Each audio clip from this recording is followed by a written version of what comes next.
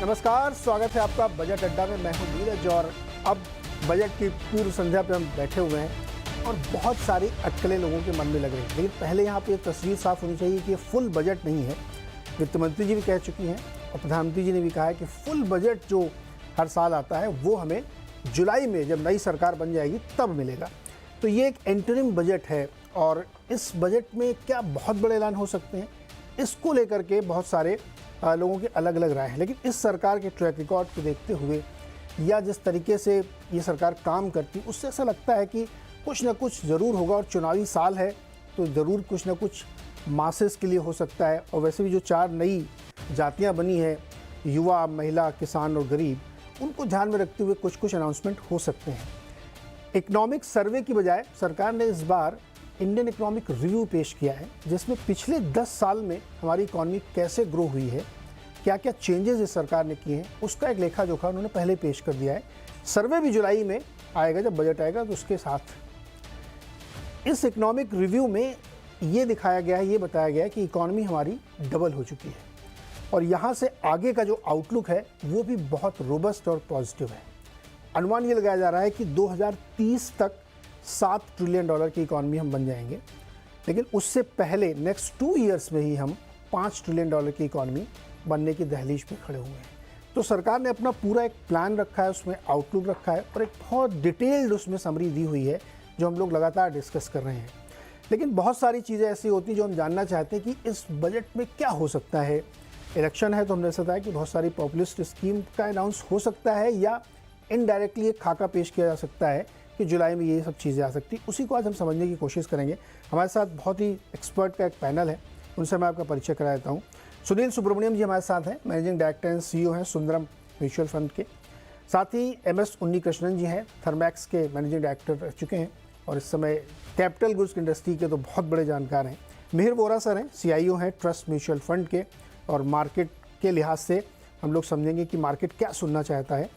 शुभम भट्टाचार्य जी हैं, economic journalist हैं और दिल्ली सर्कल में नॉर्थ और साउथ ब्लॉक की गलियारों में क्या क्या कानाफूसी होती रहती है वो भी हम सुनेंगे। और हमारे टैक्स गुरु शरद कोहली जी, और ये जो बातें करते हैं वो लोगों के दिल के बड़ी करीब होती हैं, है ना। सबसे ज़्यादा वही लोग सुनना चाहते हैं कि भैया टैक्स की दुनिया में क्या होने वाला है, तो इसी में बातचीत करेंगे हम लोग। लेकिन पहले एक ब्रॉड पिक्चर समझने की कोशिश करते हैं कि क्या एक्सपेक्टेड है, क्या होने वाला है, क्या हम सुन सकते हैं।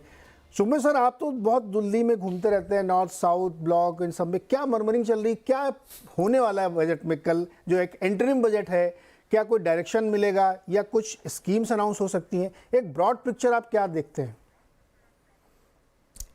एक चीज़ वेरी क्लियर है कि आज ही प्रधानमंत्री जी ने कहा है कि ये एक दिशा निर्देशक बजट है और वोट एंड अकाउंट के ऊपर इंटरिम बजट को, जैसे आप जानते हैं कि वोट एंड अकाउंट या इंटरिम बजट हमारे कॉन्स्टिट्यूशन में ऐसा कोई शब्द नहीं है। बजट एक बजट होती है, तो लेकिन इंटरिम बजट हर एक वोट एक जस्ट एक फाइनेंस डॉक्यूमेंट देने की बात होती है। लेकिन हर बार वित्त मंत्री इस मौके का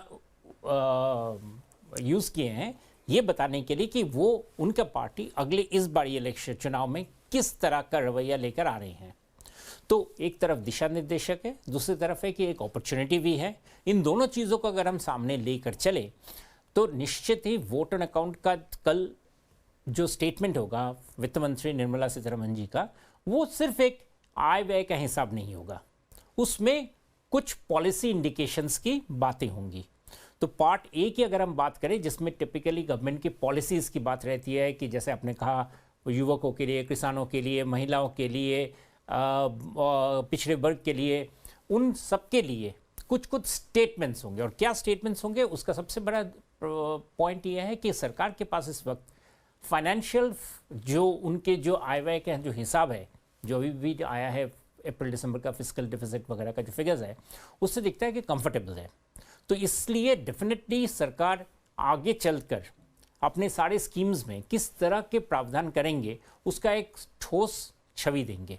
और ये बहुत इंपॉर्टेंट है क्योंकि गवर्नमेंट ऑफ इंडिया का जो बजट है 45 ट्रिलियन, ये एक बहुत बड़ा सम है इंडियन इकोनॉमी के ऊपर इम्पैक्ट करने के लिए। इसलिए इस पर क्या क्या चीज़ों पर इंडिकेशंस किए जाएंगे वो बिजनेस के लिए बहुत मायने रखता है, क्योंकि अगले सरकार जो आएगी जो संबद्ध शायद यही सरकार हो ये वगैरह, वो बात की बात है कि उसके उनके लिए ये कदम चलता रहेगा। इसलिए एक्सपेंडिचर में सरकार की क्या इंडिकेशंस है उसका एक बहुत बड़ा आंकलन मिलेगा, और पूरे बिजनेस जगत के लिए ये एक बहुत बड़ा इंपॉर्टेंट चीज़ है, क्योंकि इंडियन इकोनॉमी का पहले भी और आज खासकर और अभी खासकर और भी ज़्यादा भारत सरकार की क्या एक्सपेंडिचर प्रायोरिटीज़ हैं, किस सेक्टर में वो पैसा डालना चाहते हैं, किस तरह की इंडस्ट्रीज़ को वो बढ़ावा देंगे, उसका एक काफ़ी अच्छा जिसे कहते हैं सिग्नेचर बन जाता है ये वोट एंड अकाउंट से भी। और यही चीज़ देखने वाली चीज़ है मेरे हिसाब से। तो मैं कल जब मैं बजट को देखूंगा तो मैं सबसे पहले उन्हीं चीज़ों को देखूंगा, क्योंकि टैक्स की जो प्रावधान हैं उन चीज़ों में क्या चेंज बदलाव वगैरह आएंगे वो एक इंटेंट है कि भाई हम करेंगे, और उनके ऊपर ज़्यादा डिटेल में बातचीत तभी होगी जब बजट आएगा जून में, जो full budget for the year है उसमें। अभी सिर्फ एक sort of keeping up hope कि ये चीज़ें भी हो सकता है। तो मुझे नहीं लगता है कि वित्त मंत्री उन पर बहुत ज़्यादा अटेंशन या उन पर ज़्यादा अपना इंडिकेशन देंगे, क्योंकि वो फायर पावर वो रखना चाहेंगे फॉर द फुल बजट के लिए। लेकिन एक्सपेंडिचर किस सेक्टर में जाएगा, जैसे कि ऑटोमोबाइल सेक्टर में अगर हम सिंपली अगर ऑटोमोबाइल्स में एक बदलाव लाएं कि व्हीकल लोकेशन एंड ट्रैकर अपने आप में, ये इस तरह के माइन्यूट चीज़ें जो एक एक चीज़ 25 से 30 हज़ार करोड़ रुपए का फ़र्क ला देता है, इन सब चीज़ों के ऊपर सरकार की क्या क्या इंडिकेशंस है, फार्मिंग सेक्टर में किस तरह के टेक्नोलॉजी लाएंगे, ये बहुत बड़े चीज़ें हैं जो स्मार्ट बिजनेसमैन पिकअप करेंगे, और उसी के ऊपर हम आगे चलकर और डिस्कशन कर सकते हैं। जी नीरज जी। जी Mihir sir, state of economy इस वक्त आपको कैसी लग रही है? क्योंकि मार्केट हम लोग जब देखते हैं तो ऐसा लगता है कि मार्केट बहुत चीज़ें सेंस कर रहा है, और बहुत सारी जो सरकार ने पिछले 10 सालों में स्कीम्स रखी हैं जो उस बुकलेट में बहुत डिटेल में दी गई हैं, उसको हाथों हाथ लिया है। आपको इस समय कैसी लग रही है स्टेट ऑफ इकोनॉमी जिस पर राइड करेगी ये सरकार? बिल्कुल, तो 2-3 ट्रेंड्स मैंने देखे हैं पिछले साल में। एक तो बजट की पॉइंट ऑफ व्यू से देखें तो गवर्नमेंट ने पिछले 3 साल में 2 से 3 साल में जो रेवेन्यू एक्सपेंडिचर है उस पर काफ़ी कंट्रोल किया है, और कैपिटल एक्सपेंडिचर पे ज़्यादा फोकस किया है, राइट। तो रेवेन्यू एक्सपेंडिचर ओनली 2 से 3% ग्रो किया है, 3 से 4%, और कैपिटल एक्सपेंडिचर हम लास्ट 3 साल में देखें तो almost 30% growth year on year 3 साल से हम देख रहे हैं। तो ऑलमोस्ट जो हमारा capital expenditure budget 3-4 lakh crore था वो अब 10 लाख करोड़ के करीब आ गया है। तो ये एक बहुत बड़ा टेलविंड रहा है फॉर द इन्वेस्टमेंट्स पार्ट, जो मार्केट ने हम देख रहे हैं लास्ट 2 साल से तेजी कंस्ट्रक्शन कैपिटल्स में, ये इसमें गवर्नमेंट का काफ़ी इम्पोर्टेंट योगदान है मैं कहूँगा। ये अब क्या हो रहा है कि ये अब जो बजट है वो इलेक्शन ईयर वाला बजट है, तो शायद मुझे लग रहा है कि जिस तरह से रूरल इकोनॉमी में अभी भी इतनी पिकअप नहीं आ रही है, स्ट्रेस है, तो स्ट्रेस है, तो मेरे ख्याल से एक जो रेवेन्यू एक्सपेंडिचर बहुत कम हो गया था वो शायद बढ़ाएं। सब्सिडीज हैं या जो रूरल और पुअर के लिंक जो स्कीम्स हैं, फॉर एग्जांपल प्रधानमंत्री आवास योजना, पीएम किसान जो है सम्मान निधि, नल से जल, वो जो स्कीम्स थी उस पर शायद ज़्यादा फोकस करें ये बजट में, क्योंकि इलेक्शन ईयर है और रूरल में थोड़ा स्ट्रेस है। अब अगर गवर्नमेंट ये बेसलाइन जो 7% जीडीपी ग्रोथ की बात की है, जो रिपोर्ट कल आया है, वो लेके चलेगी तो करीबन 11-12% का टैक्स कलेक्शन ग्रोथ आना चाहिए। तो अगर रेवेन्यू एक्सपेंडिचर बढ़ाना है तो कैपिटल एक्सपेंडिचर पे फिर उस पर इम्पैक्ट आएगा कि नहीं, वो एक बड़ी इम्पोर्टेंट पॉइंट ऑफ व्यू है मार्केट की दृष्टि से। ये ध्यान रखना चाहिए। अच्छा, चूंकि आप ही कह रहे थे, चूंकि पीएम वाला आपने जिक्र किया, तो हमारे रिपोर्टर ने ये हम लोगों को बताया कि ऐसा शायद हो सकता है कि जो सम्मान निधि भी 6,000 रुपये साल की है, उसको 2 हिस्सों में बांट के बढ़ाया जा सकता है कि जैसे जो पुरुष किसान है उनके लिए 9,000 कर दिया जाए साल की, और जो महिला किसान है यानी जो फार्मिंग लैंड की ओनर लेडी है कोई अगर, तो उसके लिए 12,000 रुपये की जा सकती है। ये ऐसी बहुत सारी स्कीम, चूँकि देखिए इलेक्शन वर्ष है और ये बहुत रूरल स्ट्रेस को डील करने का एक डायरेक्ट बेनिफिट है। ये लगता है आपको ये हो होना सकता है चाहिए। ऐसी इस तरह की ट्वीकिंग मैं एक्सपेक्ट करूंगा। बहुत बड़ी ट्वीक नहीं होगी क्योंकि जैसे हमने डिस्कस किया कि ये इंटरिम बजट है, शायद वोट ऑन अकाउंट है, तो कुछ मैसिव चेंजेस नहीं होंगे, लेकिन ये जो फोकस है वो डेफिनेटली चेंज हो सकता है। और ये जो 10 लाख करोड़ वाला है, जो जिस रन रेट से बढ़ा रहे थे, उसमें थोड़ा सा नरमी ला सकते हैं ये मार्केट इससे थोड़ा सा चिंतित था। आज एलएनटी बिल्कुल में लोग, बहुत सारे लोग LNT जोड़ के देख रहे थे कि क्या ये भी हो सकता है कि आगे थोड़ा सा रन रेट कम, ऐसा होगा, क्या लग रहा है? वो देखना पड़ेगा कि गवर्नमेंट किस तरह से एडजस्ट करती है। For example there are levers, ऐसा नहीं है कि ऑप्शंस नहीं है गवर्नमेंट का। ये साल डाइवर्समेंट काफ़ी कम हुई है, तो नेक्स्ट साल अगर डाइवर्समेंट बजट बढ़ाते हैं तो रिसोर्सेज ज़्यादा आ सकते हैं। तो इस तरह से गवर्नमेंट की जो क्रिएटिव थिंकिंग है वो भी इसमें आ सकती है। लेकिन एक और कंस्ट्रेंट जो हम बात ध्यान में रखना चाहिए ये है कि ये साल इंडिया का जो गवर्नमेंट और कॉर्पोरेट बॉन्ड्स हैं वो ग्लोबल बॉन्ड फंड इंडेक्स में इंक्लूड होने वाले हैं। हाँ। और वो टिपिकली जब इंक्लूड होते हैं तो एक एक्सपेक्टेशन होती है कि this is a country which is going forward in terms of fiscal discipline. तो फिस्कल डिसिप्लिन भी हमें डेमोन्स्ट्रेट करना पड़ेगा। तो जो हमारी 5.8-5.9% की फिस्कल डेफिसिट FY24 में जो आने वाली है वो 4.5 तक कब तक जाएगी, उसका एक पाथ भी गवर्नमेंट को बताना पड़ेगा। तो मेरा अनुमान यह है कि 5.8% की डेफिसिट जो है वो ऑलमोस्ट 17 लाख करोड़ की जो डेफिसिट है वो डेफिसिट घट के 5.3-5.5 तक आ सकती है। 50 बेसिस पॉइंट्स ये साल करेंगे और नेक्स्ट 2 साल में 4.5 तक ले जाएंगे उसको, 5.5 को 4.5 तक। तो ये एक पाथ भी मेरे ख्याल से गवर्नमेंट दिखाएगी। इसका मतलब ये है कि अगेन एक एक्सपेंडिचर है वहां पे कंस्ट्रेंट और आ सकती है। ओके 19 सर, जो ये इकोनॉमिक रिव्यू रखा गया उसमें एक बहुत महत्वपूर्ण बात कही गई कि अब तक एक ऐसा कल्चरल तरीका था कि जो बहुत ज़्यादा स्पेंडिंग करी जाती थी वो प्राइवेट सेक्टर की तरफ से की जाती थी, सरकार कम खर्च करती थी। इस सरकार ने आके उस ट्रेंड को चेंज किया और खुद बहुत ज़्यादा कैपेसिटी, जो अभी तक दिख रहा है अब प्राइवेट वाले कम कर रहे हैं। उस बुक में ये लिखा गया कि अब ये कल्चर बदल रहा है, अब दोनों मिल के करेंगे और यहाँ प्राइवेट से और बढ़ेगा। तो ये जो नया कैपिटल आएगा जिससे कैपिटल फॉर्मेशन होगा, ये एक ट्रेंड सेटर है जो दिख रहा है अब इकोनॉमी में। क्या ये वाकई होता हुआ अब दिख रहा है या सरकार अपनी तरफ से कोशिश करे लेकिन पिकअप नहीं हो रहा है?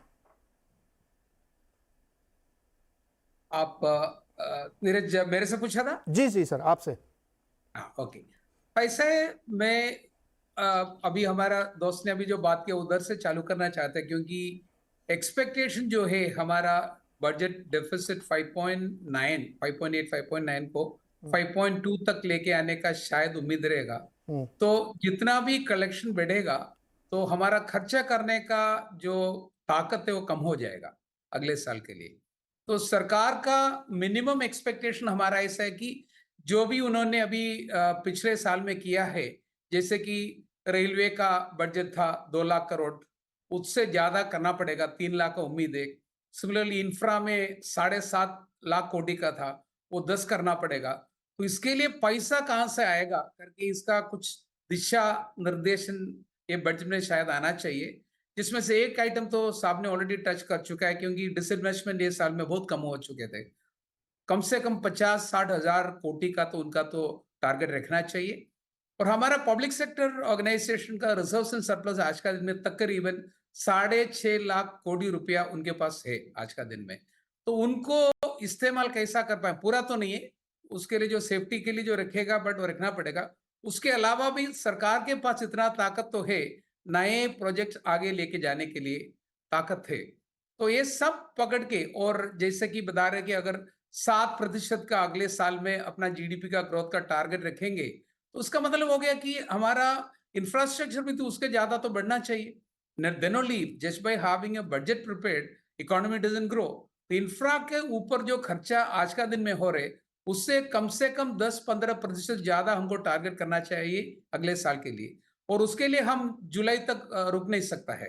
तो अभी जो वोट ऑन अकाउंट ले लेगा, इंटीरियम बजट भी होगा, उसमें जो expenditure commitment related continuation of the existing projects और नए प्रोजेक्ट के लिए, जैसे कि उन्होंने बोला कि हमारा कम से कम 20 एयरपोर्ट तो अगले साल में कमीशन करेंगे नया, उसका खर्चा तो अभी से चालू करना पड़ेगा। और रस्सा के लिए, मेट्रो के लिए नया जो भी अनाउंस एक्सिस्टिंग प्रोजेक्ट का कंटिन्यूम होना चाहिए, उसके आगे नया प्रोजेक्ट डिक्लेयर करना चाहिए, उसके लिए पैसा भी अभी से एलोकेट करना चाहिए। उसके लिए हम रुक नहीं सकते जुलाई तक। तो मेरा ख्याल से दिशा निर्देशक के आगे भी होके खर्चे का कमिटमेंट भी ये बजट में होना चाहिए। और फाइनेंस मिनिस्टर का काम बहुत तकलीफ वाला है, क्योंकि नॉर्मल बजटिंग ईयर्स में क्या होता है कि बजट डेफिसिट इतना कम करने का और दिशा जैसे कि 4.5% तक लेके आने का 27 तक, then only we are going to be in the global market, I mean part of the deal. 4.5 तक लेके जाना ही पड़ेगा, उसको रास्ता नहीं है।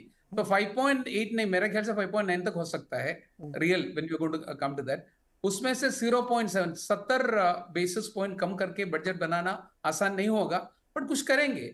और उसके अलावा जैसे आप लोगों ने बोला कि अभी देखो ऐसा है, like one expectation that we have is inflation control में है, तो इंटरेस्ट रेट को कम करना ही पड़ेगा, क्योंकि ईएमआई इतना बढ़ गया पिछले 2 या 2.5 साल में, उसको नीचे लेके आना पड़ेगा, देन ओनली ड्यूरेबल लेवल का डिमांड ऊपर जाएगा, वो करना ही पड़ेगा।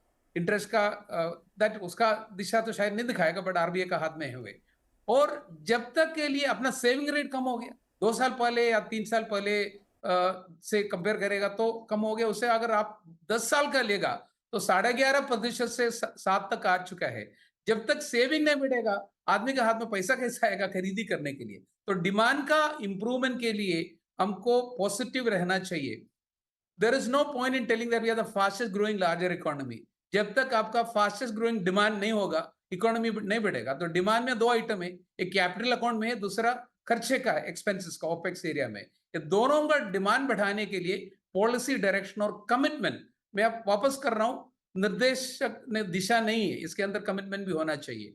उसका डिटेलिंग बाद में कर सकता है इलेक्शन के बाद में, यही मेरा राय है at this point of time. Interesting बात है, और बहुत टफ सिचुएशन भी बना दी गई है कि आपको वो भी नीचे लाना है, डेफिसिट भी, और साथ के साथ आपको अगर ये इसी फास्टेस्ट स्पीड से चलना है तो आपको करना पड़ेगा। सुनील जी, आप क्या सुनना चाहेंगे कल? मैं सुनना चाहूंगा कि पिछले साल जो प्रॉमिस किया था बजट के बारे में, डेफिसिट के बारे में, क्या उसके अंदर आंकड़े आएंगे? जस्ट नंबर 1, माने ये रिपोर्ट कार्ड है, राइट। सेकेंड चीज ये है कि यहाँ पे वो कोई भी एक वोटर को बेनिफिट देने की स्टेप्स बाहर बता नहीं सकते, क्योंकि इलेक्शन कमीशन आके डांटेगी, उन्हें अलाउ नहीं करेगी। तो कोई भी नया जो एक इनिशिएटिव जिसके कारण शायद देश की भलाई हो, फिर भी अगर वो वोट गैदरिंग के लिए अनाउंसमेंट हो सकता है तो बिल्कुल वो नहीं कर पाएंगे, क्योंकि ये इलेक्शन कमीशन के कंट्रोल में है ये वाली स्टेटमेंट। सेकंड बात है। तीसरी बात है, ये वोट ऑन अकाउंट भी आपको अप टू जनवरी 31 की बात है।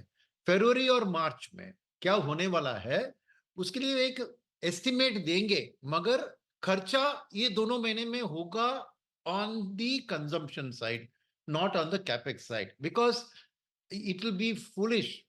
लॉन्ग टर्म के लिए कैपेक्स की ग्रोथ चाहिए, मगर 2 महीने में इलेक्शन है, you have to make the people happy. तो एक्चुअल खर्चा जो होगा ये 2 महीने का, क्या उसके लिए रूम होगा? क्योंकि जनवरी 31 के जो आंकड़े दिखेंगे compare to the fiscal deficit promised at the last time budget, अगर थोड़ा भी रूम है उसको पूरा इस्तेमाल करके कंजम्पशन में खर्चा करना चाहिए, यही मैं सोचूंगा। बिकॉज मेरे लिए ये गवर्नमेंट की वापसी बहुत जरूरी है फॉर द पॉलिसी कंटिन्यूटी, नहीं तो ऑपरेशन सक्सेसफुल पेशेंट डाइड हो जाएगा, राइट। तो मेरे को फर्स्ट पेशेंट को रिवाइव कर, माने ये पेशेंट को कंटिन्यू रहना है। तो ये बात है कि अगर थोड़ा भी रूम है between the promise fiscal deficit और जो एस्टिमेट्स, रिवाइज एस्टिमेट्स पेश करेंगे, थोड़ा भी रूम है, तो एक खुशी की बात होगी कि गवर्नमेंट के हाथ में रूम है, अगले 2 महीने में वो खर्चा कर सकते हैं। चौथी बात यह है कि कैपेक्स की और ग्रोथ की हम बात कर रहे हैं। देखो, आज की मार्केट ने आपको बता दिया कि उम्मीद बजट के बारे में कुछ ज्यादा नहीं है, क्योंकि मार्केट इसलिए आगे बढ़ रही है आज क्योंकि एक माहौल है कि market is worried about the future. और जब बजट फ्यूचर के बारे में कुछ नहीं कह सकती है तो उसके बारे में फिक्र करके क्या फायदा, समझ रहे हैं? बिकॉज जो रिपोर्ट कार्ड होता है वो रेटिंग एजेंसीज के लिए, क्या इंडिया को अपग्रेड कर सकते हैं, डाउनग्रेड कर सकते हैं, उनके लिए मायने रखता है, एफआईएस के लिए मायने रखता है, मगर एक कैपिटल एलोकेटर के लिए यहां पर, राइट, दे नो कि ये बजट में कोई लॉन्ग टर्म दिशा प्रोमिसेस कर सकते हैं, मगर एक रियल डिसीजन मेकिंग जुलाई के बजट में ही होगा।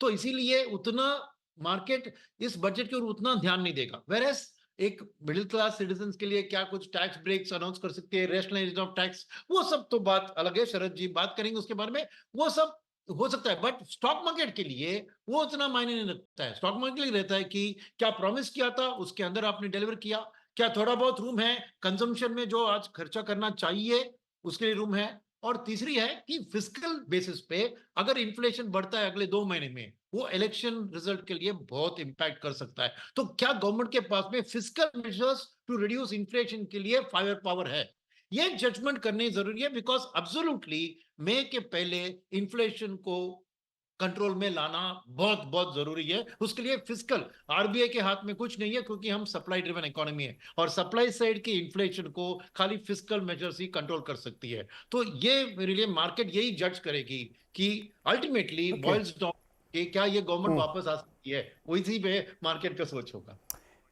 ओके, तो जो बिग पिक्चर यहाँ पे अभी लोगों ने पेंट की, उसमें मार्केट बहुत होप लेके नहीं चली। वन लाइनर ठीक है कि मार्केट को बहुत उम्मीद नहीं कि कुछ बहुत बड़ा अनाउंसमेंट हो जाएगा या कुछ बहुत घबराहट, तो मार्केट ने इसे डिस्काउंटिंग ले ली पहले से। दूसरी चीज़ मार्केट ये जाता है कैपिटल एक्सपेंडिचर पे अगर डायरेक्शन भी आता है तो वो हमें क्लियरली बता दिया जाए, भले ही वो जुलाई में आप अनाउंस करें कि क्या एग्जैक्टली होगा, लेकिन कोई कटौती कोई कमी नहीं होनी चाहिए। और तीसरी बात यह है कि मासेस को खुश करने के लिए आपको कुछ करना चाहिए। शरद जी, आप मुझे ये याद करके बताइए कि पिछले 10 सालों में जब से सरकार है, टैक्स पेयर को कुछ मिला है, और वो बता दीजिए उसका अब क्या आप उम्मीद कर रहे हैं? देखिए नीरज, टैक्स पेयर्स को मिला है, अगर सरकार से आप पूछें तो बहुत कुछ आपको लिस्ट लंबी आएगी, खासकर जब हम न्यू रेजीम की बात करते हैं। मुझे लगता है सबसे बड़ा टेक अवे टैक्स फ्रंट पे वो ये जो न्यू रेजीम ओल्ड रेजीम आया है, क्योंकि न्यू रेजीम में आपको 7 लाख तक का एग्जेम्पशन मिल जाता है, एक सेक्शन 87 ए रिबेट वगैरह मिला के। तो सबसे बड़ा टेक अवे तो मुझे लग रहा है वो रहा है।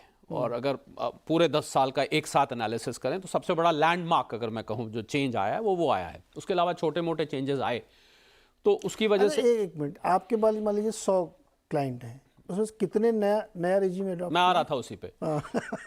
जब वो लॉन्च की गई तो हमारी जो वित्त मंत्री महोदया हैं उनके दिल के बहुत करीब थी स्कीम। उन्होंने बहुत चाव से, जिसको कहते हैं, ये स्कीम निकाली। पर समहाउ बिकॉज जब कुछ भी नया निकालते हैं तो एक्सपेरिमेंट तो होता ही होता है। तो पहले साल में तो एक्सपेरिमेंट उतना कामयाब नहीं रहा, फिर उसको और थोड़ा शुगर कोटेड करने की कोशिश की गई। और अब आपके सवाल का मैं सीधा जवाब दूं तो 100 में से 35 लोग न्यू रेजिम में आ चुके हैं। 65% अभी भी ओल्ड रिजीम में है। क्यों है? क्योंकि उन्होंने लंबे लंबे कमिटमेंट्स किए हुए हैं लोगों को। एक तो उसकी ओल्ड हैबिट्स डाई हार्ड, और दूसरा किसी ने इंश्योरेंस लिया हुआ है 15 साल का, पीपीएफ खुलवाया हुआ 15 साल का, एनएससी लिया हुआ है 5 साल का, हाउसिंग लोन उसका प्रिंसिपल रीपेमेंट होता है, बच्चों की स्कूल फीस जो भी 80C के अंदर, या और भी डिडक्शन, मेडिकल इंश्योरेंस है वगैरह वगैरह। तो वो लोग अभी उसमें माइग्रेट नहीं कर पाए हैं। तो मुझे जो लग रहा है, आपका जो सवाल का दूसरा हिस्सा था, मुझे लग रहा है जो बजट ये रहेगा, एक तो पार्ट ए पार्ट बी होता है ना, क्योंकि देखिए आप तो पॉलिटिकल एनालिसिस भी खूब जम के करते हैं आवाज़ अड्डा में, और ये उसी का एक वर्जन आज हम कर रहे हैं। तो मुझे लग रहा है आपको तो सूरज को रोशनी दिखाने जैसा है, पर ये भी आप भी मानते हैं कि ये एक इंटरवल हो रहा है, ये इंटरवल है, पिक्चर अभी बाकी है। तो इस तरीके का ये बजट आएगा कि इंटरवल है, बीच में आपने इतना देख लिया, और कोई दो राय नहीं है कि जुलाई में भी यही सरकार लेके आएगी। मैं पॉलिटिकली करेक्ट या इनकरेक्ट स्टेटमेंट अपनी तरफ से दे रहा हूँ, और मुझे हक है ये देने का, क्योंकि जो माहौल बन रहा है वो जो मुझे दिखता है, I am not a political expert, पर जो मुझे दिखाई दे रहा है एक आम नागरिक होने के नाते भी, तो मुझे लग रहा है पार्ट ए होगा कि कुछ चीज़ें ऐसी कर दी जाएंगी जो कि ज़्यादातर मिडिल क्लास को इम्पैक्ट करे। देखिए आप और टेक अवे की बात करें तो 8 करोड़ रिटर्नें फाइल हो रही हैं, पर उसमें एक कड़वा सच बीच में यह है कि 1.5-2 करोड़ लोग असल में टैक्स देते हैं। रिटर्नें भर भर के आ रही हैं, रिटर्नें भर भर के आ रही हैं, पर टैक्स देने वाले 1.5-2 करोड़ लोग हैं। मैं तो बल्कि इस पे कटाक्ष कर रहा था कि 1% पॉपुलेशन इंडिया की टैक्स देती है, 99% पॉपुलेशन उस पर निर्भर करती है। अब देखिए 1% ही हो गया, ये 99%, मतलब आप देखिए टैक्स दे रहे हैं तो आप 99% लोगों को, अगर मुझे कान पकड़ के क्षमा मांगूं तो आप उनको पाल रहे हैं। अगर मैं इसको थोड़ा सा घटिया तरीके से बोलूं, हालांकि वो अच्छा तरीका नहीं है, आप उसको कंट्रीब्यूट कर रहे हैं। तो एक तो ये है। दूसरा ये है कि जो टैक्स कलेक्शन है आपका, वो डायरेक्ट टैक्स कलेक्शन 20% बढ़ा है। तो मुझे लग रहा है 20% बढ़ा है। जीएसटी को आप देखिए तो जीएसटी अब 1,60,000 करोड़ एक नया नॉर्मल बन गया, हर महीने आ रहा है। तो मुझे लग रहा है उस बॉयंसी की वजह से कुछ ना कुछ रिवॉर्ड इस इंटरवल में भी आपको देखने को मिलेगा। ये जो इंटरवल से पहले के पिक्चर है, ये जो बढ़ा है ना टैक्स कलेक्शन, ये तो फॉर्मुलाइजेशन की वजह से बढ़ा है। हाँ, तो जो आदमी 33% टैक्स दे रहा है उसको क्या रिबेट, क्या राहत मिले, ये बताओ आप मेरे को। मुझे देखिए, उन लोगों को अभी कोई बहुत उम्मीद ना रखे हो, मैं आपको साफ बात बता रहा हूं, क्योंकि टैक्स भी अब 2 हिस्से में बट गया नहीं, जब से न्यू रेजीम आया है ना। तो ये जो न्यू रेजीम है, कुछ इसका मैकेनिज्म इस तरीके का है कि ये सैलरी वालों के लिए ज्यादा रुझान है इसका। बाकी जो कैपिटल गेन है, हाउस प्रॉपर्टी है, बिजनेस इनकम है, वो लोग न्यू रेजीम ओल्ड रेजीम से इतना इंपैक्टेड नहीं है। तो ये आपको ये समझना होगा हमको कि ये सैलरी वालों के लिए ज्यादा इसका रुझान है। तो उन सैलरी वालों के लिए मुझे कुछ इसमें ज्यादा होता नहीं नजर आता। हाँ, ये जरूर दिखाई देता है कि क्योंकि बहुत सारे सरकार के पास सजेशन आए कि आप ये जो न्यू पेंशन स्कीम है, इसको आप न्यू रेजीम से दूर मत रखिए। न्यू रेजीम ने अछूता घोषित कर दिया था सब डिडक्शंस को, कुछ नहीं मिलेगा आपको। हालांकि स्टैंडर्ड डिडक्शन पिछली बार लाई गई। तो एक तो मुझे लग रहा है ये एनपीएस जो है, ये शायद न्यू रेजीम में लाने की सरकार सोच सकती है। दूसरा, स्टैंडर्ड डिडक्शन जो कि सरकार ने खुद माना, मैं रेवेन्यू सेक्रेटरी का आप ही के चैनल पे इंटरव्यू सुन रहा था, उन्होंने खुद कहा कि ये जो स्टैंडर्ड डिडक्शन है, ये कोई डिडक्शन नहीं है, ये एक इन्फ्लेशन के अगेंस्ट कुशन है आपको। तो अगर इन्फ्लेशन के अगेंस्ट कुशन है, डिडक्शन नहीं है, तो फिर वो अछूता नहीं रहा। और ये हमने देख भी लिया पिछली बार न्यू रेजीम में उसको ले लाया गया, वो आ गया है। तो हो सकता है कि उसको 50,000 से बढ़ा के 75,000 या 1 लाख या कुछ डिफरेंशिएटेड कैटेगरी में टैक्स पेयर्स को डाल के विमेन के लिए कुछ ऐसा देखने को आपको मिल सकता है। उसके अलावा मुझे लगता है कि यहाँ पर ट्रेन थोड़ी देर के लिए रुकेगी, उसके बाद पूरा हॉल्ट लेगी जब जुलाई में बजट आएगा। तो यहाँ पर कुछ आपको इंटरिम अनाउंसमेंट्स देखने को मिल सकते हैं। 50 करोड़ की हमारी मिडिल क्लास की आबादी है, 8 करोड़ रिटर्न फाइल करने वाले नीरज हो गया, हर एक फैमिली के ऊपर अगर 4-4, 5-5 आदमी निर्भर हैं, तो करीब 40 करोड़ लोगों को, रिटर्न फाइलर्स को ये बजट इंपैक्ट करेगा। तो इसलिए इसको बिल्कुल आप कहें कि नजरअंदाज सरकार कर देगी, भले ही जीतने की उम्मीद पक्की है, फिर भी नजरअंदाज कर दी कि ऐसा मुझे नहीं नजर आता है। क्योंकि मैं 2019 का प्रेसिडेंस ले रहा हूं, पीयूष गोयल जी उस टाइम होते थे, मुझे याद है, वित्त मंत्री, और उन्होंने भी कुछ बड़ी अनाउंसमेंट्स करी थी। तो मुझे लग रहा है कि इसको सरकार एज एन अपॉर्चुनिटी जाने नहीं देगी, कुछ ना कुछ अनाउंसमेंट सुनने को मिलेगी, कुछ बड़ा ना हो पर ये होप ना आप मुझे हर साल बंधवाते हैं। अब देखिए, मैं अगर उम्मीद ना बनवाऊं तो आपका कार्यक्रम नहीं देखेगा। तो, लेकिन मिलता नहीं पर मैंने इस बार के होप में फर्क है। हाँ। मैंने इस बार ना एटीसी का जिक्र किया, हाँ, एटीसी नहीं बोला मैंने ना एटीडी का जिक्र किया, मैंने ना इस बार हाउसिंग लोन का जिक्र किया, मैंने किसी चीज का जिक्र नहीं किया। मैंने ये कहा कि कुछ ना कुछ आपको सुनने को मिल सकता है। तो जो आपको होप, पिछली बार तो मुझे याद है हम यहीं बैठे थे, तो मैंने आपको एटीसी का होप बनवाया था, पर वो तो मैं तो कल मजाक कर रहा था कि कश्मीर में बर्फ पिघल गई है, नहीं आ रही, पर एटीसी जम गया है, ये पिघल के वहीं का। तो उसमें मुझे लग रहा है ये वित्त मंत्रालय के ओल्ड रजीम जो है, उनके लिए थोड़ा सौतेला हो चुका है। वो चाहते हैं कि ये अब धीरे धीरे लोग इससे हटें। पर इसमें एक बात जो मैं जोड़ना चाहूंगा कि एक रोड मैप मुझे लग रहा है सरकार को प्रोवाइड करना चाहिए कि ओल्ड रजीम आप कितने टाइम तक रखेंगे। क्योंकि कोई इंश्योरेंस एजेंट आके अगर आपको पॉलिसी बेचता है 15 साल की, ये कह के कि आपको इसके प्रीमियम पर टैक्स रिबेट मिलेगा, तो मैं वो लूं कि नहीं लूं, मुझे समझ में नहीं आ रहा है कि ये 2 साल चलेगी, 3 साल चलेगी, 5 साल चलेगी। मैं कोई भी लॉन्ग, और अभी सेविंग की बात मुझे लगता है जो न्यू टैक्स रिजीम है ना, इसको और ज्यादा सिंप्लीफाई और सर्टेन करने की जरूरत है। और सिंप्लीफाई करने का मतलब है कि आप डिडक्शन हटा दीजिए, फिर करिए ना सिंपल, तो फिर डिडक्शन बिल्कुल हटा दीजिए। तो अगर यही उनका लक्ष्य यही है अल्टीमेटली, आप इसको इतना सिंप्लीफाई करिए कि मुझे ये समझ में आए, मुझे दिखे कि ये स्कीम मेरे लिए फायदेमंद है। अभी भी आपने इसमें प्रोज एंड कॉन्स लगा रखे हैं बहुत सारे। सिंप्लीफाई नहीं, इसको अट्रैक्टिव बना दीजिए। तो अट्रैक्टिव बनाने के लिए आपको स्लैब्स कम कर दीजिए, आप स्लैब्स कम करिए, स्लैब थोड़ा ऊपर में ले जाइए, आप टैक्स रेट्स कम कर दीजिए आप, और आप इसको ओल्ड रिजीम के मुकाबले टोटली डिफरेंट कर दीजिए, कोई कंपैरिजन ना रहे आपस में। अभी क्या है कि कंपैरिजन हो रहा है, हाँ। इस वजह से लोग 65% लोग अभी भी वहां पर जमे हुए हैं। जब उसको आप 2 तरीके हैं, या तो इसको बढ़िया बना दीजिए या उसको बेकार कर दीजिए। देखिए, बात एक ही है। मुझे लगता है जब उसको बेकार तो नहीं कर पाएंगे क्योंकि इसमें लोग इन्वॉल्व हैं, इसको बढ़िया बना दें तो शायद हो सकता है। तो ऐसा मुझे कुछ नजर आ रहा है। तो इस बार मैंने आपको ना एटीसी की, मैं फिर दोहरा रहा हूं, ना मैंने एटीसी की उम्मीद जताई है, मैंने क्योंकि मुझे वो सौतेला हो चुका है नीरज, वो सौतेला हो चुका है, ओल्ड रजीम अब सौतेला हो चुका है। और ये दिख रहा है हमको पिछले, बाय डिफॉल्ट आपने कुछ नहीं चूज किया तो यही ले। हाँ, तो देखिए ना, सगा वो बन गया है, वो सौतेला हो गया है, तब बाय डिफॉल्ट आया। अच्छा सुमन सर, ये बताइए कि ये तो चुनावी बजट में चुनावी बजट क्या है, इकोनॉमी के सामने 2-3 चैलेंजेस है। जैसे एक तो एम्प्लॉयमेंट की अक्सर बातचीत होती है, बहुत क्रिटिसाइज भी करते हैं लोग कि एम्प्लॉयमेंट नहीं जनरेट हो रहा है इतना। तो सरकार ने ये एक तरीका शायद निकाला होगा कि जो मासेस हैं उनके लिए बहुत बड़ी बड़ी स्कीम्स शुरू कर रखी हैं। क्या ऐसे कुछ डायरेक्शनल चीज़ें हमें सुनने को मिल सकती है, कोई स्कीम सुनाई सकती है, कोई प्लान अनाउंस हो सकता है जिससे मासेस को अट्रैक्ट किया जा सकता है? एक तीर से दो निशाने होंगे, चुनाव भी सधेगा और रियल इकोनॉमी में काम भी होगा। ये नीरज जी काफ़ी पॉसिबिलिटी है कि एम्प्लॉयमेंट के का किस तरीके से एम्प्लॉयमेंट के लिए कोई लुभावनी या ऐसी कोई चीज़ सामने लाया जाए जिससे लोगों को लगे कि हाँ एम्प्लॉयमेंट की कैपेसिटी बढ़ रहा है। आपको याद होगा पिछले साल प्रधानमंत्री जी ने वो 10 लाख एम्प्लॉयमेंट की बात किए थे और वो काफ़ी उसका वो सिलसिला काफ़ी देर तक चला। इसलिए एम्प्लॉयमेंट रोज़गार क्या हो रहा है ये एक बहुत बड़ा चीज़ सामने ज़रूर आएगा। इसी संदर्भ में मैं एक सेक्टर की बात कर रहा हूँ, वो है एक्सपोर्ट्स का या ट्रेड का। अभी आज ही जैसे घोषणा है कि मोबाइल के प्राइसेस टैक्स चेंजेस आए हैं। एफटीए में भारत ने नया कुछ इंटरेस्ट दिखाना शुरू किया है और ये दोनों चीज़ें एक्सपोर्ट सेक्टर को बढ़ाने के लिए, भारत को मैन्युफैक्चरिंग का एक हब बनाने के लिए ये एक बहुत बड़ा चीज़ है। मुझे लगता है इस पहल में चलते हुए आप अगर देखें, क्योंकि बहुत सारे जो एफटीए के बारे में बातें डिस्कशन हो रही है और सरकार स्टेप्स ले रहे हैं, इन्फॉर्म्ड सोर्सेस से बातें भी आ रही हैं कि यूके से एफटीए बहुत जल्दी कंप्लीट हो जाएगा। बाकी भी जगह में बहुत सारे अच्छे जगह मतलब एफटीएस की डिस्कशन चल रही है। ये सभी इससे जुड़ा हुआ है कि इनके चलते मैन्युफैक्चरिंग सेक्टर में एक जिसे कहते हैं उछाल आएगा कि बहुत सारे ग्लोबल वैल्यू एडेड चेन में भारत की जो पोजीशन है, जो अभी काफ़ी सीमित है, वो बढ़ेगा। और वो बढ़ाने के लिए बजट में ट्रेड इश्यूज, हालांकि एक तरफ वो होता है कि इट्स रिलेटेडली जिसे कहते हैं सॉफ्ट पेडलिंग किया जाता है।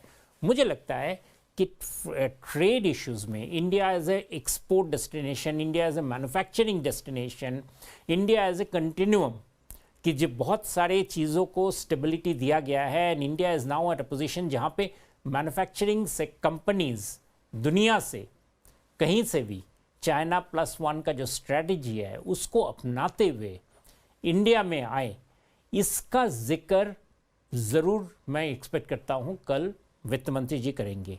और ख़ासकर इसलिए करेंगे क्योंकि अभी इस साल वैसे ही बहुत सारे स्टेप्स इंडिया लेने वाले हैं जो काफ़ी सिग्निफिकेंट है। ग्लोबल बॉन्ड इंडेक्स के अपने जैसे डिस्कशन किया, साथ में इंडिया में क्या क्या स्टेप की कौन से पैरामीटर्स स्टेबल रखे गए हैं, जैसे इन्फ्लेशन, मुद्रास्फीति को स्टेबल रखा गया है, कमोडिटी प्राइसेस के ऊपर कंट्रोल रखा गया है, वो इन्फ्लेशन के चलते हुए चलता है। साथ में कि गवर्नमेंट के फिस्कल डेफिसिट नंबर्स, गवर्नमेंट के बाकी सारे हाउसकीपिंग सही रखा गया है, यानी कंसिस्टेंटली चल रहा है।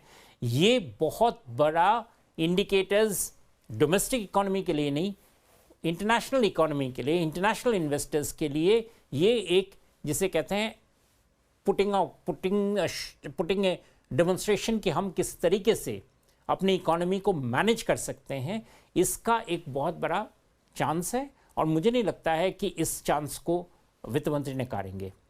और चूंकि ये रिलेटेड है कि वही आप जो सवाल किए थे कि एम्प्लॉयमेंट से, कि एम्प्लॉयमेंट का किस तरीके से एम्प्लॉयमेंट को बढ़ाया जा सकता है, इससे अच्छा उपाय और कुछ नहीं है। क्योंकि गवर्नमेंट एम्प्लॉयमेंट नहीं हो सकता है, प्राइवेट एम्प्लॉयमेंट लाने के लिए, प्राइवेट सेक्टर में अगर एम्प्लॉयमेंट लाना है, mass scale labour intensive employment, services employment, इन सब चीज़ों के लिए ये चीज़ें बोलना, उनको रिलेट करना कि एम्प्लॉयमेंट इससे बढ़ेंगे। क्योंकि गवर्नमेंट के लिए ये करना बहुत मुश्किल है कि हमारे पास चाहे कि कोई स्कीम ऐसा शुरू कर दे जिसमें एम्प्लॉयमेंट आ जाए, वैसा तो एक स्कीम हो ही नहीं सकता है। जितना मैक्सिमम आप सब्सिडी दे सकते हैं, जैसे पीएम किसान में या वुमेन फार्मर्स के लिए। हाँ, वुमेन फार्मर्स में एक बड़ा चीज़ जिसके ऊपर आप ज़रूर कुछ डिस्कशन देखेंगे वो है ड्रोन्स। ड्रोन के ऊपर अभी जिक्र भी हुआ है, और ड्रोन टेक्नोलॉजी, ड्रोन के चलते women participation in the labour force, government ने अभी अनाउंस भी किया है कि लेबर फोर्स पार्टिसिपेशन में वुमेन बढ़े।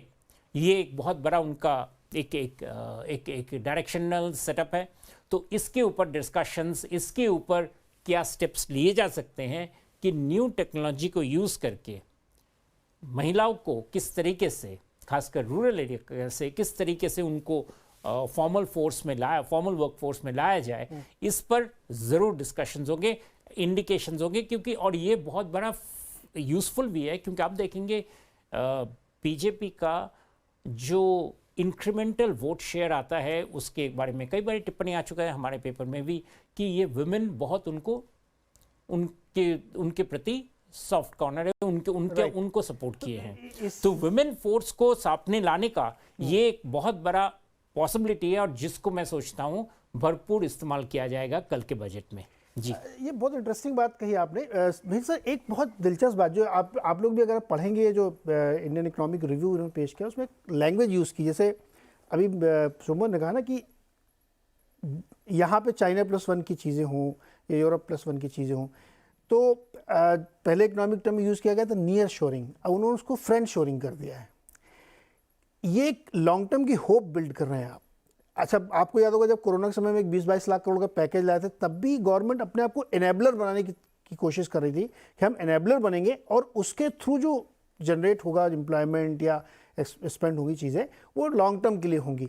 तो अभी इसमें भी इन्होंने यही चीज़ लिखी कि हमको ये लगता है कि सप्लाई चेन जो डिसरप्ट हुई थी वो अब तक पूरी तरह पटरी में नहीं आई है, और हमको ऐसा लगता है कि नियर शोरिंग या फ्रेंड शोरिंग के जरिए ये चीज़ें हमारे बेनिफिट नहीं। क्या ये सिर्फ एक होप बिल्ड हो रही है या एक्चुअली ये ज़मीन पे उतर भी रही है?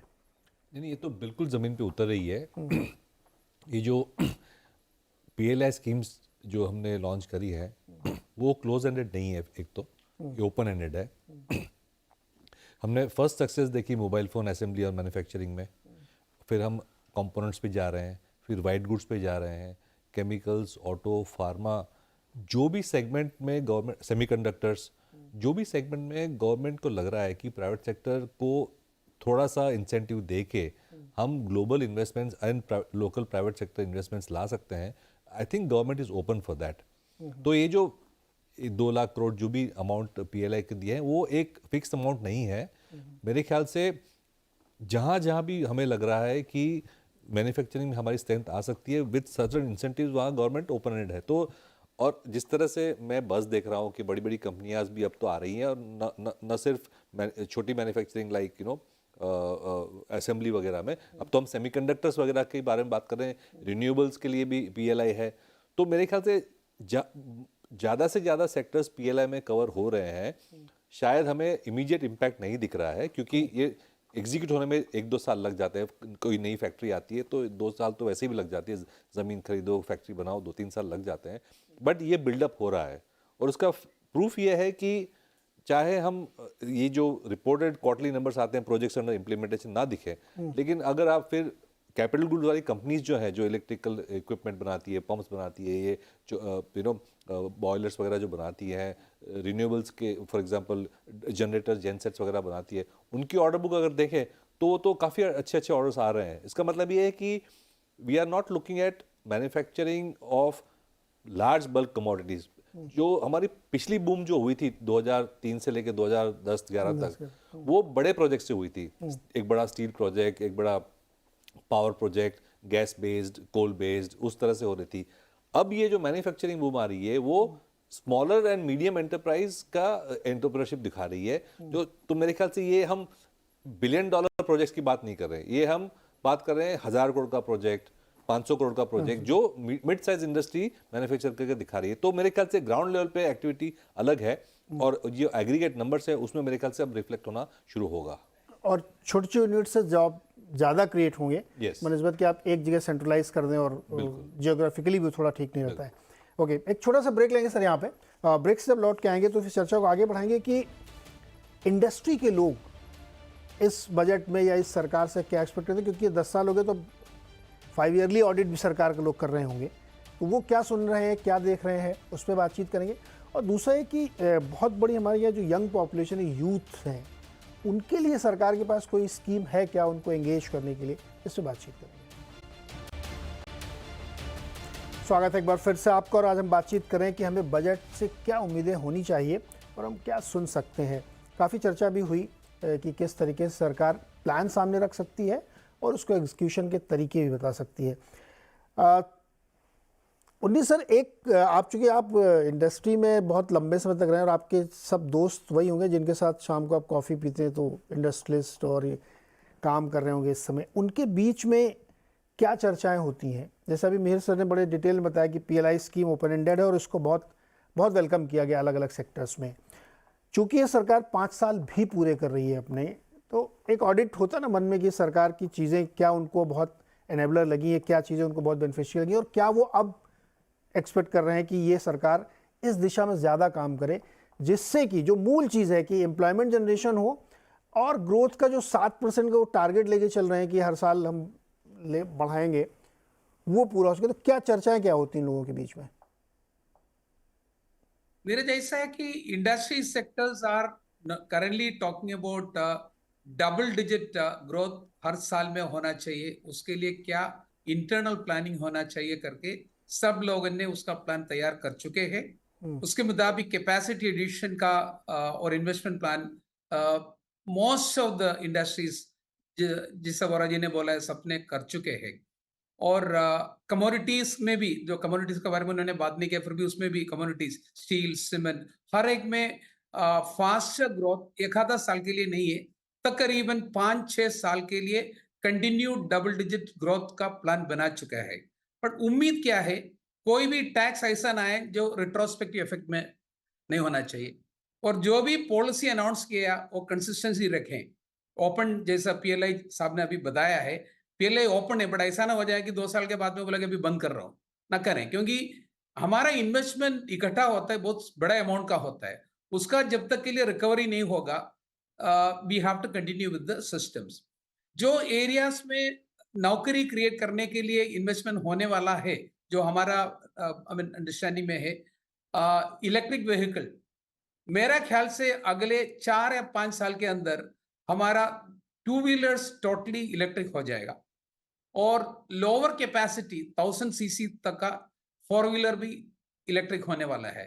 तो ये एरिया में हमारा उम्मीद है कि कुछ आइटम हिंदुस्तान में आज के दिन में नहीं बनता है, तो उसको इंपोर्ट करने के लिए हमको ईस्ट होना चाहिए 2 या 3 साल के लिए, उसके बाद में इधर हो जाएगा। तो PLI स्कीम अभी बड़े बड़े कंपनियों के लिए एप्लीकेबल है, बट MSME के लिए भी, स्पेशली मीडियम स्केल, क्योंकि हमारा ऑटो सेक्टर का जो सप्लायर्स से वो मीडियम सेक्टर कंपनी होता है, तो उनको भी PLI का फायदा होना चाहिए, उसका थोड़ा मॉडिफिकेशन करना पड़ेगा। दूसरा, ग्रीन एनर्जी में हम बड़े बड़े बात किया है, बट पिछले 9 महीने में हिंदुस्तान में तकरीबन 50% का कमी हो गया, डिक्रीज हो गया पिछले एक साल का कंपैरिजन में जोड़ेगा तो आगे बढ़ने के लिए ग्रीन एनर्जी, सोलर, विंड और अभी हाइड्रोजन का मिशन भी चालू कर दिया है, इसको आगे बढ़ाने के लिए गवर्नमेंट का बहुत बड़ा पुश लगेगा। और मिशन अनाउंस करने से हाइड्रोजन नहीं होने वाला है, मिशन अनाउंस करने से और लोकलाइज PLI करने से PV होने वाले ने जब तक के लिए प्लान नहीं लगेगा। मैं बताया ना कि पिछले 9 महीने में सिर्फ 5.6 गीगावाट का ही सोलर प्लांट हिंदुस्तान में लगा है, और 1 साल पहले वो उसका वर्चुअली डबल था, 10.5 गीगावाट हुआ था। तो उसके लिए लैंड एक्विजिशन डिफिकल्टी से उसके लिए सरकार को आगे बढ़ना पड़ेगा, आगे आना पड़ेगा। और हेल्थ केयर सेक्टर में हमारा उम्मीद है कि बजट जरूर बढ़ाया था 1.5% पे, तकरीबन 2.2-2.3% GDP आजकल हेल्थ केयर में खर्चा करता है, उसका शेयर बढ़ाना चाहिए, उससे वोट भी मिलेगा, लोग भी खुश रहेगा, सेहत भी बढ़ेगा, बिजनेस भी बढ़ेगा। तो एरिया में हमारा उम्मीद है उसका अलोकेशन ज्यादा होना चाहिए। जैसा किसी ने, आपने शायद पूछा था कि यूथ के लिए क्या करोगे। यस, एक बड़ा प्रॉब्लम हमारा कंट्री में है कि in the globe right now there is a winter of investment in startup, but दुनिया में आज का दिन में 3रा नंबर है, या दूसरा भी पहुंच सकता है कि number of startup in the country. तो उसके लिए स्टार्टअप फंडिंग के लिए बहुत पहले हमारा सब अच्छे स्टार्टअप बाहर से पैसा लेके आते थे, बट आज का दिन में वो थोड़ा कमी हो गया। उसके लिए हमारा उम्मीद है सरकार का तरफ से स्टार्टअप फंडिंग के लिए बैंक को कुछ प्रायोरिटी सेक्टर का जैसा पहले देते थे, स्टार्टअप फंडिंग के लिए देना चाहिए, और उसका एक्सेलरेटर करने के लिए बैंकिंग फैसिलिटी बहुत पहले से चालू करना चाहिए। क्योंकि जो स्टार्टअप लेवल उसका कोलैटरल क्या रहेगा, फैक्ट्री तैयार नहीं हो गया रहेगा, तो उसको कोलैटरल बैंक वाला मांगेगा तो कहां से गेयर अप करेगा, क्योंकि नौकरी उधर ही हो रही है। IT कंपनी में नेट नेगेटिव है पिछले साल में, अगले साल में भी ऐसा ही रहने वाला है।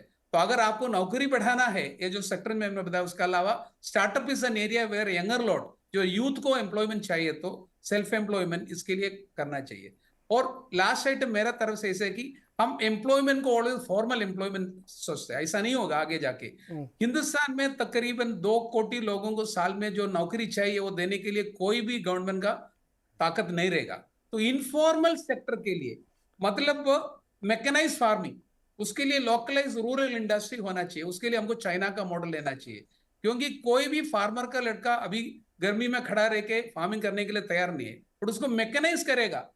जैसा कि हिंदुस्तान का जैसे कि फार्म होल्डिंग बहुत कम हो चुका है, स्मॉलर फार्मिंग में मैकेनाइज करने के लिए हमारे पास जुगाड़ का टेक्नोलॉजी है, वो उसके लिए सोशल एंटरप्राइजेस बहुत आना पड़ेगा। तो unless otherwise you increase the informal sector employment, which is the ideas are there, but government should certainly get it activating that, then we will be able to solve this problem. ये बड़ी interesting बात कि AI भी आ रहा है, उसके चक्कर में भी बहुत नौकरियां कम हो रही हैं। स्टार्टअप्स एक अभी एक बहुत बड़ी बात कही कि गर्मी में खड़े होकर के कौन खेती करेगा। उसके अलावा जो आप ये फ्री राशन, कैश सब कुछ दे रहे हैं ना, लेबर नहीं मिल रहे हैं, धान काटने के लिए लेबर नहीं मिलते हैं। ये ग्राउंड रियलिटी में आपको बता रहा हूँ, गांव में बहुत दिक्कत होती है। सर आप बताइए, आप जैसे युवाओं के लिए क्या करना चाहिए? और मुझे लगता है नीरज, अगर 65% हमारे 35 साल से कम की पॉपुलेशन है, तो आप इनको तो भले ही ये 4 कास्ट जो आपने बात करी, इनको GYAN कहते हैं, ज्ञान फ्रेमवर्क कहते हैं। गरीब, यूथ, अन्नदाता और नारी, ये चारों जो आपने कास्ट की बात करी, इसको ज्ञान फ्रेमवर्क कहते हैं। तो मुझे लगता है कोई भी बजट यहाँ पर अगर यूथ को और किसानों को, तो आप पिछले जितने बजट्स उठा के देख लें आज़ादी के बाद से, तो इन पे तो कहीं ना कहीं कुछ ना कुछ आपको जरूर मिलेगा, भले कहीं ज़्यादा कहीं कम हो सकता है। तो यूथ के लिए स्टार्टअप्स की बात उन्नी जी ने बहुत अच्छी करी कि स्टार्टअप्स को आप फॉरेन से फंडिंग ड्राई अप हो रही है, कोई दो राय नहीं है इसमें, और स्टार्टअप सिर्फ इक्विटी फंडिंग की तरफ देखते हैं। तो स्टार्टअप बहुत सारे मेरे पास ऐसे स्टार्टअप्स आते हैं नीरज, जो कहते हैं कि अगर बैंक से हमें मिल जाए, बैंक के पास जाते हैं, बिल्कुल ठीक बात है, वो कोलेट्रल मांगता है, वो तो ऐसे देगा नहीं। तो मुझे लग रहा है कि जैसे आपने मुद्रा लोन किया, उस टाइप का अगर आप स्टार्टअप में कर दें, मुद्रा लोन तो एक अलग चीज़ है, पर स्टार्टअप के लिए भी अगर मुद्रा स्टार्टअप फंडा कुछ निकाल दें, तो वो बहुत ज़बरदस्त बूस्ट कर सकता है। उसके अलावा जो यूथ को सबसे पहले आपको बैकवर्ड इंटीग्रेशन करना पड़ेगा, क्योंकि यूथ के लिए आपको पहले जो स्किल डेवलपमेंट है, मैं नीरज कम से कम दर्जनों कंपनियों को ऐसे जानता हूं जिनके HR ने मुझे बताया कि हम लोग ढूंढ रहे हैं, हमें लोग मिल नहीं रहे हैं। आप मानेंगे नहीं, स्किल्ड एम्प्लॉयमेंट रेट हमारा नियर 0 है। अगर आप स्किल्ड हैं तो कोई अनएम्प्लॉयमेंट नहीं है। अनएम्प्लॉयमेंट कहाँ है? जहाँ अनस्किल्ड है, जहाँ इनफॉर्मल सेक्टर है। स्किल्ड में लगभग हालांकि यहाँ कोई सर्वे, कोई सिस्टम अवेलेबल नहीं है हमारा एम्प्लॉयमेंट नापने का, सिवाय EPFO के। हमारे पास कोई ऑथराइज CMI वगैरह के डेटा आते हैं, वो कोई ऑथेंटिक है, कोई नहीं है, कोई रिलायबल है, नहीं है, कोई भी मापदंड इसका अभी हमारे पास नहीं है। पर स्किल में मैं आपको यकीन से कह सकता हूं, अगर आप स्किल्ड हैं, आपके लिए एक नहीं 2-2 नौकरियां पड़ी हुई हैं। ये कंपनियां कहती हैं इस बात को। शरद जी एकदम सही बात है, 0% अनएम्प्लॉयमेंट है। इसका चैनल चेक कर लीजिए, आप अपनी रिश्तेदारी में फ़ोन करके देख लीजिए कि जो व्यक्ति सिर्फ BA पास है या MA पास या सिंपल ग्रेजुएट है, वो बेरोजगार होगा। बिल्कुल 90% चांस वो बेरोजगार होगा। लेकिन अगर किसी ने कोई स्किल डेवलप कर रखा है तो वो कमा रहा होगा। बिल्कुल नहीं है। तो अब ये पक्की बात। तो आपने यूथ की बात करी, मैं उसको कंप्लीट कर दूं कि आपको यूथ को स्किल डेवलपमेंट के लिए कुछ खाली मिनिस्ट्री ऑफ स्किल डेवलपमेंट जिसको कहते हैं, MKD उसका, MSD उसका नाम है शॉर्ट फॉर्म में, जो लोग वहां काम करते हैं मुझे बताते हैं, आपको उसको बहुत इफेक्टिव तरीके से आगे बढ़ाना पड़ेगा। ये खाली ITI YTI बनाने से काम नहीं चलेगा। आपको यूथ को जेन्युइनली BA पास करने के बाद नीरज पूछते हैं अब आगे क्या करना है। अमेरिका में तो ग्रेजुएशन के बाद आपको जगह नौकरी मिलती है, यहाँ ग्रेजुएशन के बाद पूछते हैं अब आगे क्या करोगे। मतलब मैं पहले 18-20 साल पढ़ लिया, उसके बाद आप मेरे से पूछते हैं अब आगे क्या करोगे। मैं नौकरी के लिए रेडी होना चाहिए उस टाइम। नहीं, 12th के बाद की जो एजुकेशन है वो बिल्कुल प्रोफेशनल होनी चाहिए। उसके बाद आप, क्योंकि 12वीं तक के पढ़ाई के बाद आप दिमागी तौर पर इतना मैच्योर हो जाते हैं कि उसके आगे फिर आपको स्किल की ज़रूरत होती है। तो ये तो खाली ज्ञान न दें, ज्ञान को कुछ दें, है ना? ये डायलॉग मेरा सही है ना? बिल्कुल बिल्कुल। ज्ञान में खाली ज्ञान को ज्ञान नहीं चाहिए। बिल्कुल बिल्कुल। ये जो चारों सीरियस है, ठोस चाहिए कुछ। बिल्कुल। डेमोग्राफिक्स देखें तो हम 1 करोड़ पॉपुलेशन ऐड कर रहे हैं हर साल in the working age population. Right. तो ये स्टार्टअप्स वगैरह से भी सॉल्व नहीं होगा।